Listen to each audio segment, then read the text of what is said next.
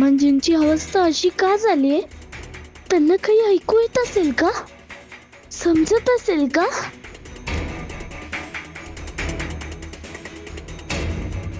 दुधाच्या पेल्यात बारीक कण कसले आहेत? सासूबाईंनीच त्यांना दुधातून काही दिलं असेल का? काय रे करू मी विठुराया? मला आऊंची पण स्पष्टपणे बोलता येणार नाहीये. सखू सखू जरा माझ्या बरोबर परसदारी आहे. चल.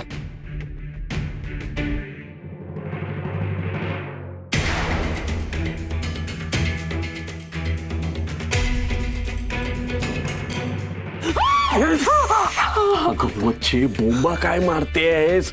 मीच आहे. आणि बघ, लपून बघत असताना ना बोंब मारायची नसते, सगळ्यांना कळतं. पण कुणाला कुठे काय कळलंय? हा? ते बघा भाऊजी एवढ्या जोरात ओरडले तरी उठलेच नाहीत. काय प्रकार आहे हा? तेच तर समजत नाहीये ना. दादा शेतातल्या बुचकावण्यासारखा निर्विकार आहे. चेहऱ्यावर कसले म्हणजे कसलेच भाव नाहीयेत आणि कसलाच प्रतिसादही नाहीये. हो, मी काय म्हणते, तुम्ही भाऊजींचे पाय पाहिलेत ना? पावलं उलटी नाही आहेत ना? काहीतरीच काय बरळतेस.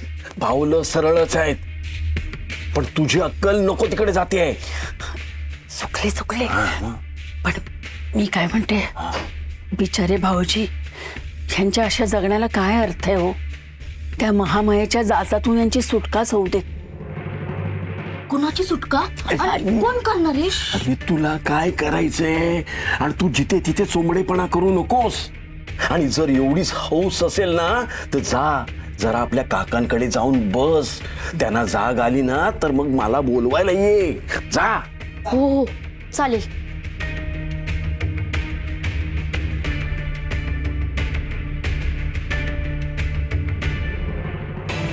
अहो, हे काय करताय तुम्ही?